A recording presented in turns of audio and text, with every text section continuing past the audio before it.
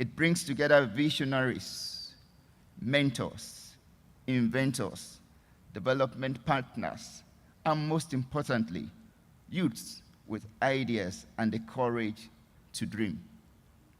It offers what many of our young people need most: access to skills, strategies, funding, and real-world success stories that demonstrate possibilities. Today, we are not just celebrating potential, we are nurturing it. We are not merely showcasing success, we are replicating it. In doing so, we are creating a future where every Nigerian youth, regardless of background, are participants. I encourage you, make the most of this opportunity. Engage with mentors, ask questions, learn their strategies, connect with peers. Most importantly, believe in the power of your own idea, and that with God, nothing can stop you. Let me take this moment to warmly congratulate Activate Success International Foundation on its 10th anniversary. Thank you. A decade of dedicated service to youth empowerment is a significant achievement, and the NYSC is proud to have partnered with the foundation on this impactful journey for the past 8 years. Your commitment to creating sustainable opportunities for Nigerian youths is highly commendable, and your partnership continues to serve as a shining example of what can be accomplished when public institutions and visionary organizations collaborate. In closing, I reaffirm NYSC's continued commitment to initiatives like the Youth Entrepreneurship and Empowerment Programme. NYSC will continue to support every platform that encourages innovation, entrepreneurship, and self-reliance for the Nigerian youths. Together, let us continue to build a Nigeria where youths are not just the leaders of tomorrow, but actively participate in running today's affairs. Thank you, and may God bless our dear country, the Federal Republic of Nigeria. Once again, thank you and congratulations on this milestone.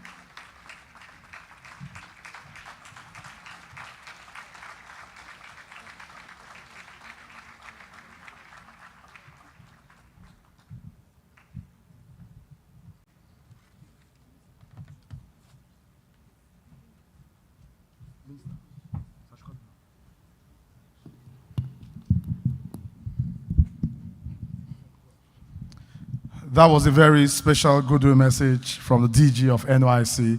I expected a louder clap for the general. Please, can we put our hands together for him?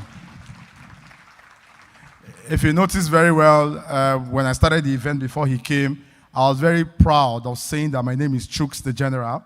But since he walked in, I think for now my name is just Chooks. Let me just stay in peace. I don't know how many boys are outside, so I can go peacefully. But very amazing leader for young people. Please, one more time for the DG of NYC. I think he deserves a louder clap. Can we do that?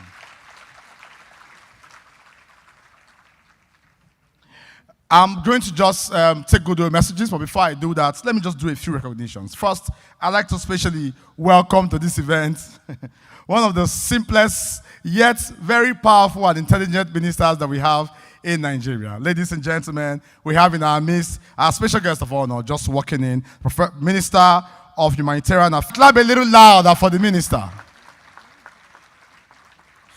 Minister, nice to see you, sir. Just a straight t-shirt and a jean. This is a youth-friendly minister. DG, I think we should admit him into NYC, let him serve again.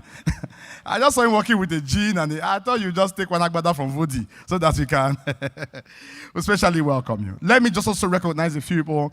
We also have in our midst the Minister of Youth Development, ably represented by Senior Special Assistant to the Minister on International Cooperation and NGOs. I'd like to welcome Umar Gwaba. Please can we put our hands together for the rep of the minister. Let me also quickly recognize the National Program Manager of GEEP. I'd like to welcome Honorable Hamza Ibrahim Baba. Please can we put our hands together for him. We're going straight into goodwill messages. Honorable Minister, sir, I'm very sorry to just bully you to the microphone. It's not supposed to be done on protocol. It's supposed to allow you to rest. But let's start with you for goodwill messages. I'd like to invite for goodwill message the Honorable Minister of Humanitarian Affairs and Poverty Reduction. Please, can we put our hands together for Professor? Can the clap come a little louder?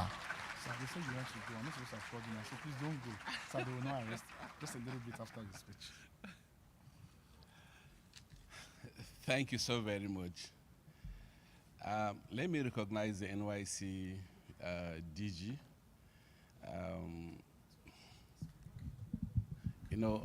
I'm a little bit vertically endowed, so let me just push the mic up a little bit. Let me recognize the core members here present.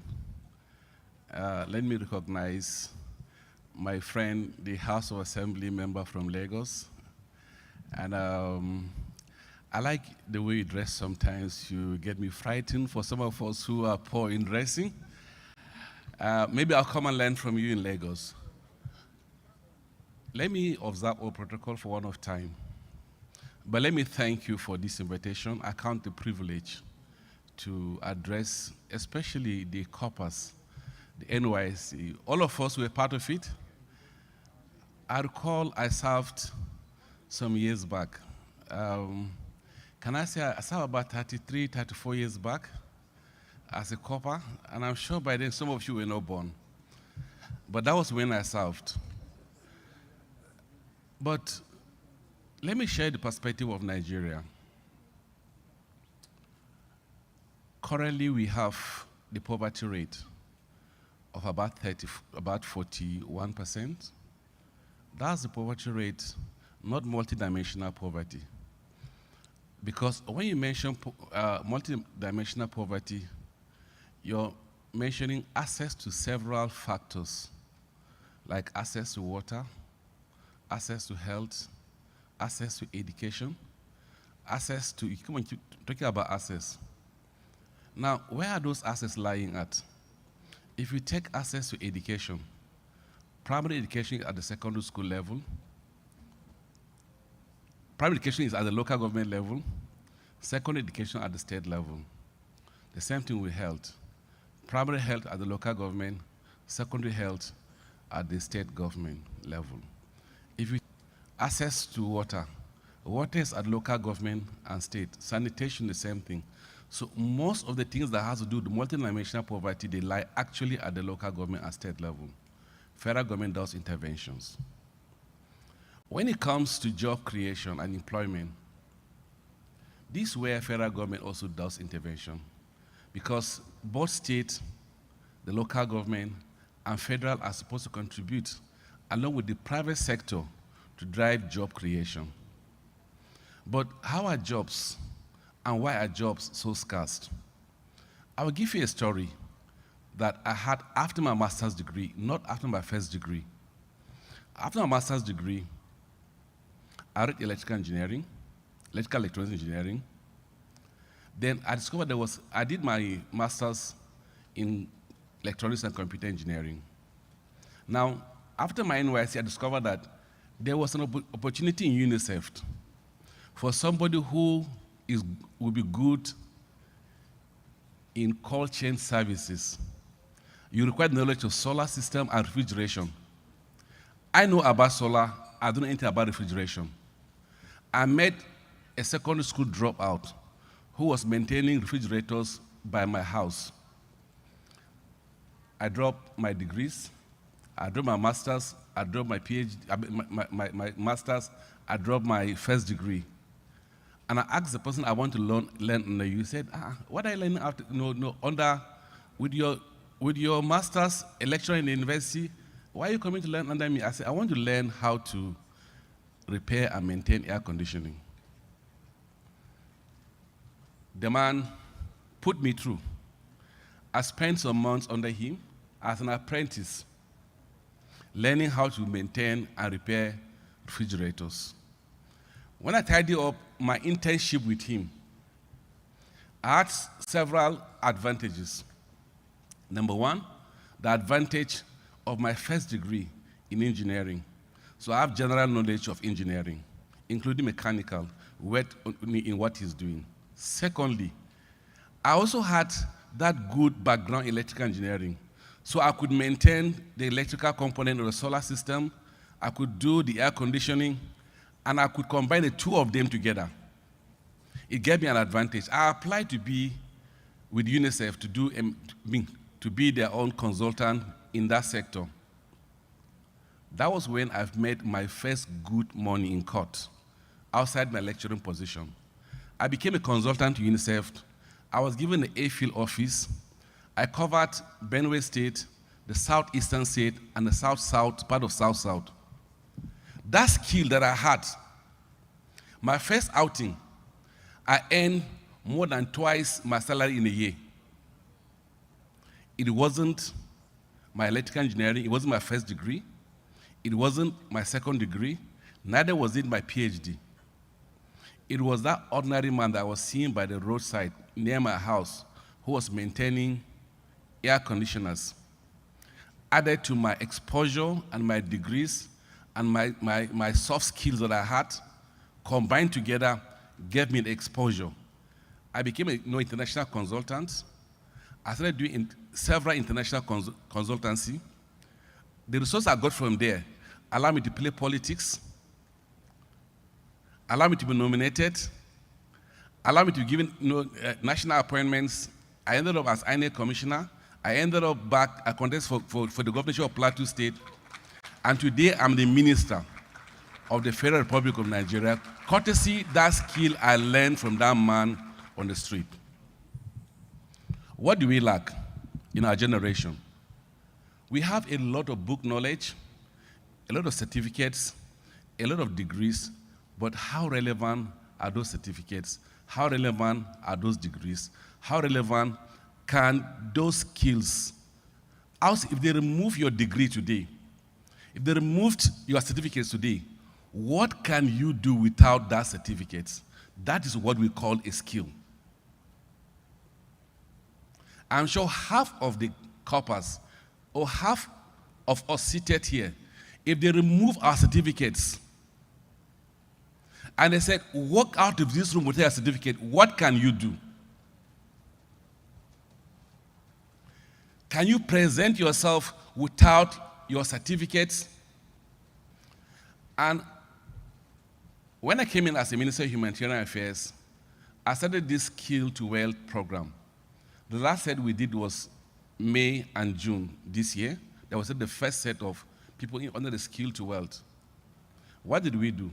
We did skill mapping of the country and skill set requirement of the nation and the skill gaps. And we picked the top three. The top three that we got in the last assessment that we did was the energy gap of the country. So we did renewable energy training. Number two was the food insecurity and food gap of the country. So we did a training in agribusiness. The third one is automobile. Almost all the mechanics that we have, most of them don't have the soft skill and the technical skill to maintain the vehicles coming in the country right away. So we did training in these three areas. We calmed them for 3 weeks. We did an intensive training for them from morning to 8 to 6 every day, including Saturday. Last week, I watched one of the participants wore his full gear on his farm, and he said, I am utilizing the skill set that I got. Today, I am a farmer. We gave them farm inputs, we gave them farm kits, we gave them solar water pumping system, we gave them most of the things. But let me also share the good aspect of it. The good news is that we have a lot of them who are practicing right away from the feedbacks. But the bad news also that I have also is that few of them walk out of the gate and sold the items we gave them. Look for the nearest person that can buy it from them, because they felt it was just another opportunity to just do a training. So, my good news is that this is the right step. Even if it is 20% success rate, the impact on the economy is huge.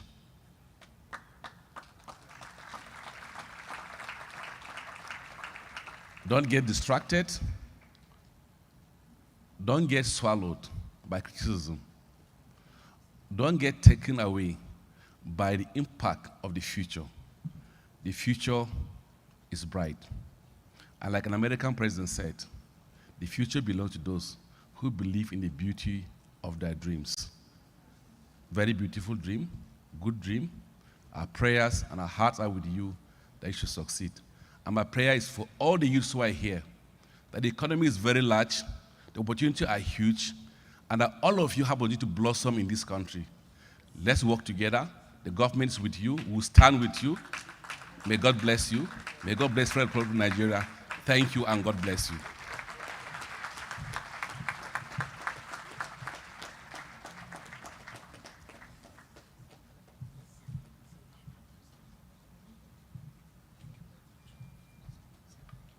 I was expecting a standing ovation for the Minister of Humanitarian Affairs, Disaster Management, and Poverty Alleviation. The youths of Nigeria, can we celebrate this man one more time?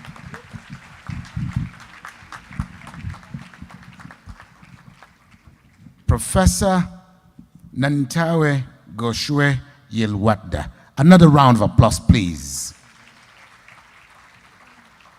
Thank you very much, sir. I'm going to plead with the Honorable Minister, just as we know that the nation is mourning, would like to plead with the Honorable Minister for Humanitarian Affairs, Disaster Management, and Poverty Alleviation to please tarry with us a while. Don't be in a rush to go.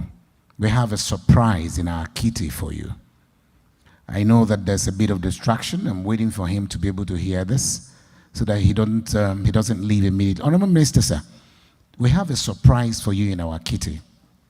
And that surprise will be released in less than 20 minutes' time. And that surprise is something that will blow your mind, I can assure you. So for that reason, we want to plead on behalf of a convener of his program that you please tarry with us for another less than 20 minutes, but let's say 20 minutes before you take leave of us. We know that the exigencies of your office and the fact that the nation is mourning, but of course, life continues. May the soul of President Muhammadu Buhari continue to rest in perfect peace. Thank you for honoring us with your esteemed presence. Please put your hands together for him, accepting to stay with us a while. Thank you very much. You asked a very pertinent question here. If you are asked to walk out of these auditorium without your professional certificates, what would you do? I thank you very much for that poser. For me, yes, I have been a dandoko, if you understand what that means in Hausa.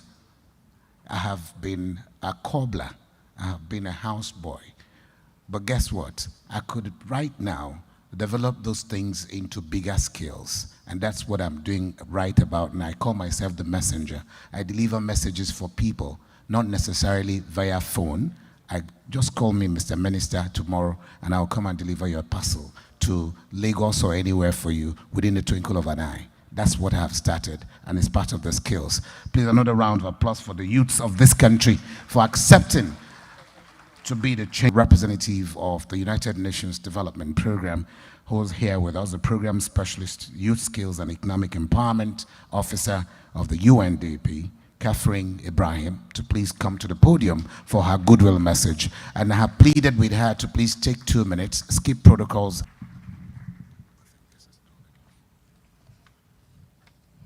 Hello, everyone. I'm studying on existing protocols.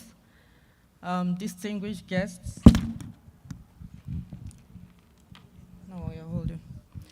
Distinguished guests, partners, young entrepreneurs, and change makers.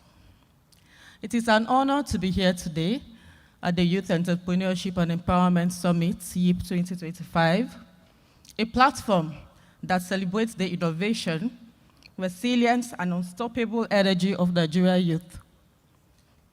At UNDP, we believe that young people are not waiting for opportunities.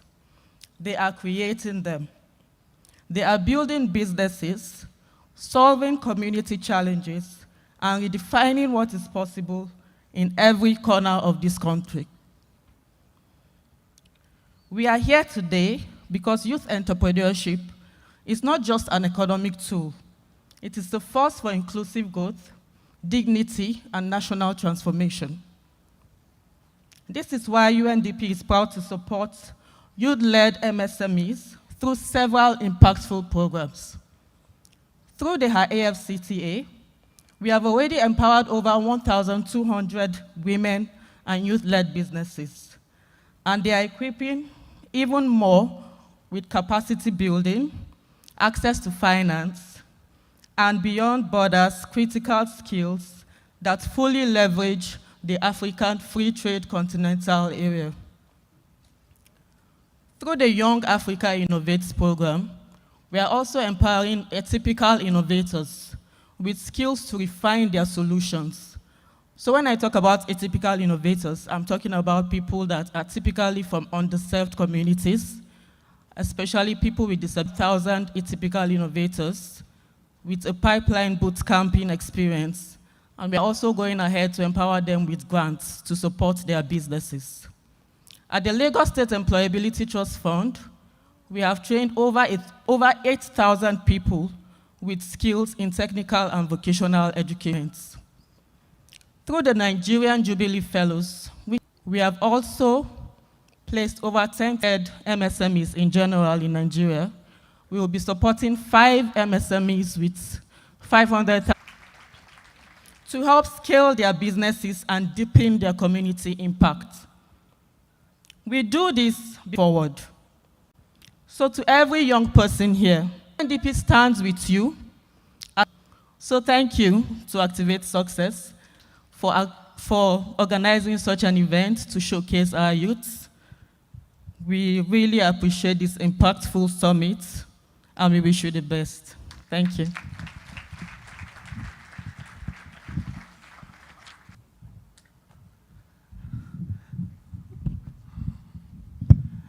Thank you very much, UNDP. We appreciate you. I don't know, allow that for those figures, but let me recognize a man who just stepped in. I'd like to especially welcome the founder of the fight. We appreciate your presence, sir. Thank you very much. In the Federal Republic of Nigeria, Ayodele Olawande, ably represented by Senior Special Assistant to the Minister. In the Federal Republic of Nigeria, Ayodele Olawande, ably represented by Senior Special Assistant to the Minister on International Corporations and NGOs. I'd like to welcome Mawa Uma Gwaba. Please can we put our hands together for him as he comes for his goodwill message. I'd like to welcome Mawa Uma Gwaba. Please can we put our hands together for him as he comes for his goodwill message.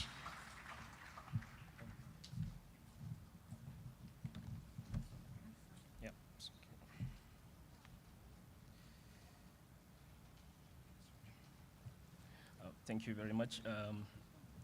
Good morning, everyone.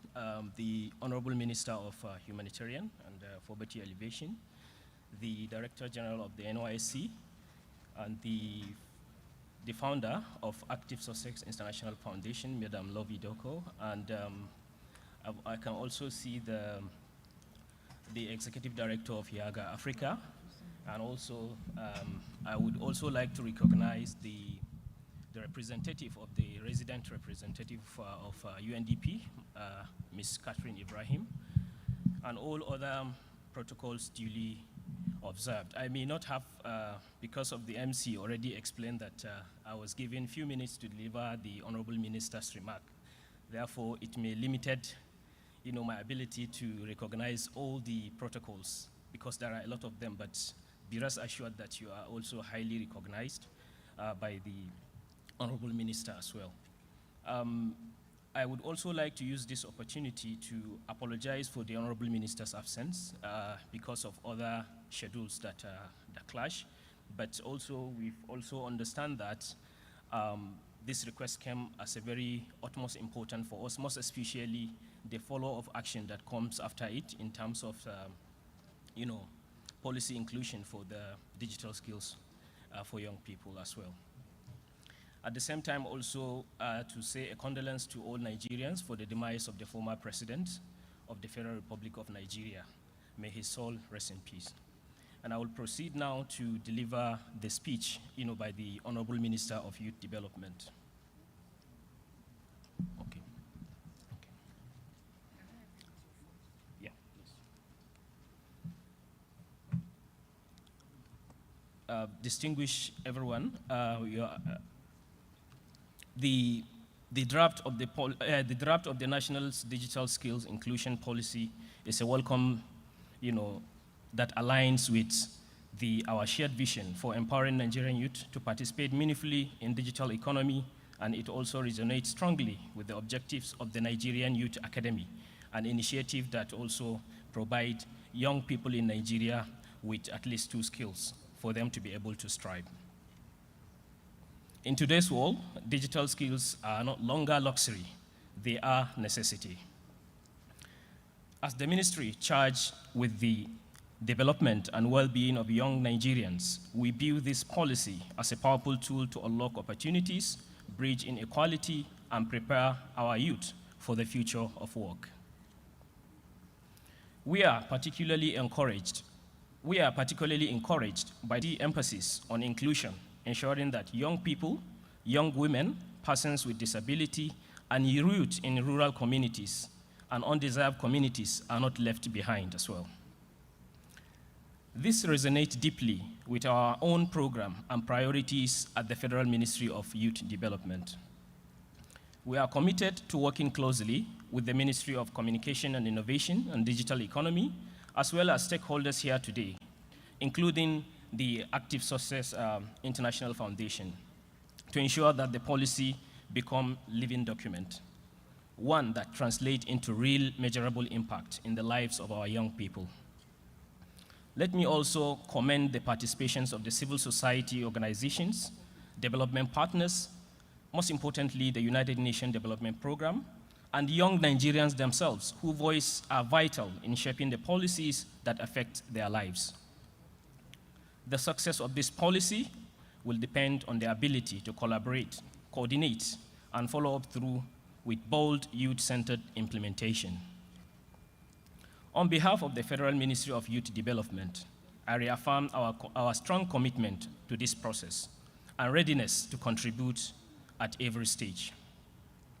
Together, let us equip every young Nigeria with a digital tool and skills needed to just survive, not to just survive, but to lead in today's rapidly evolving world. I thank you all for your attention, and I look forward to the outcome of this important policy conversation, and also forward to the effective implementation in collaboration with the Federal Ministry of Youth Development. Thank you very much, and may God bless you all.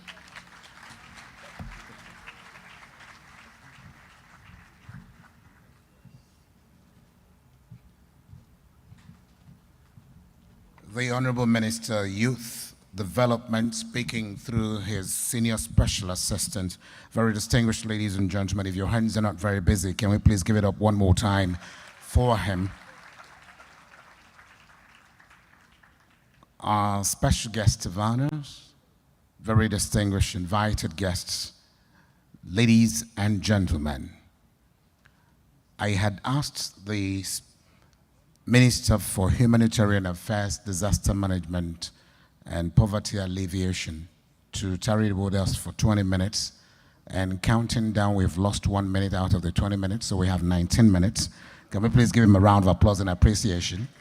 Thank you very much. Very quickly, the Honorable Deputy Speaker of the House of Representatives ordinarily would have loved to be here, but because of the exigencies of the office and the times that we are in, he's not able to come, but he's joining us via Zoom and will be delivering his speech very briefly, and he's just for 5 minutes, so not to worry. But before I get to introducing him, for those of you that do not know him that much, except seeing him on television when he's presiding or attending an event and delivering his goodwill or remarks at one time or the other. The man is a pan-Nigerian. He's a patriot. He loves skills acquisition to an extent that he has decided that in his constituency and in the Southeast, because he leads the Southeast in the government of President Bola Ahmed Tinubu GCFR, he has also decided to initiate a project called Peace in the Southeast Project, which was launched on the 29th of December 2023. And I can tell you categorically that that program has brought lasting peace and about, by the grace of God, bringing lasting peace to the entire southeast of Nigeria. He's also gone ahead to initiate what you call skills acquisition centers in the 5 states of the southeast geopolitical zone of Nigeria.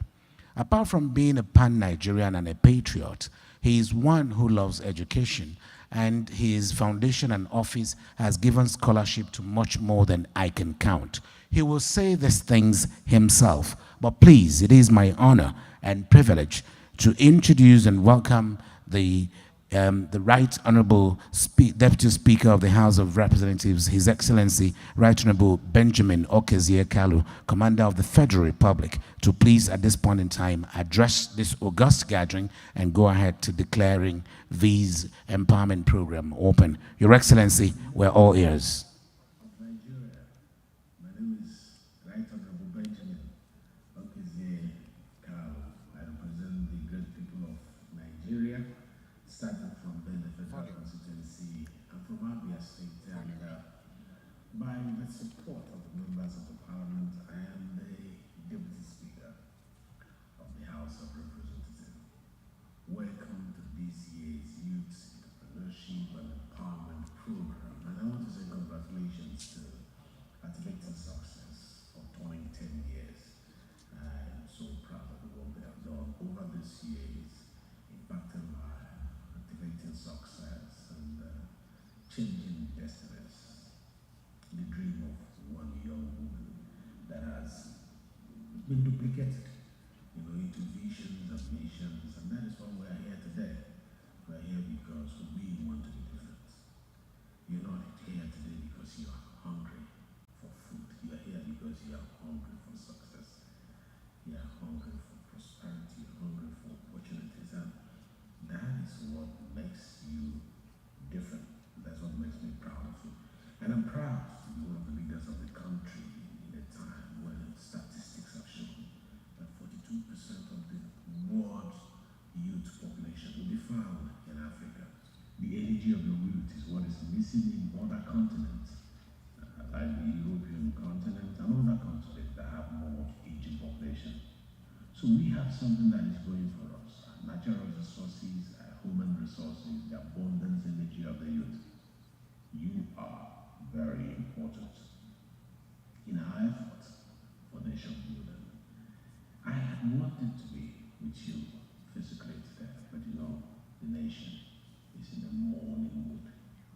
And so, I would like to start by saying, let us rise for 1 minute silence for our late President, Muhammad Buhari, who passed on just 2 days back, and who is being buried today. Shall we rise and pay him the last respect as youth?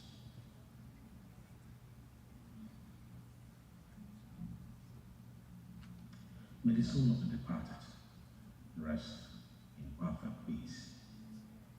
Today, I want to challenge you with these few words, that being a youth has a timeline. You won't be a youth forever. And being a youth should be the best time of your life, because it affords you opportunity to lay foundation for who you want to become. If you want to be great, this is the time to lay the foundation. If you want to be greater, this is the time to lay the foundation. If you want to be the greatest, this is the time to lay the foundation. So choose a role model, whether it be business, neither in politics, in leadership. Whatever you fancy, this is the time to choose a role model and follow the steps of your role model and be mentored. I can assure you it's not a time of wasting this energy. Some will invest it, some will waste it. And they will give excuses for wasting it. I didn't waste mine. You'll be shocked that the leadership position I'm occupying today, I dreamt about it when I was a youth. In fact, even before I became a youth, I used my youthful age to work on this ambition. I'm sure it wasn't hard that I was the youngest local government chairman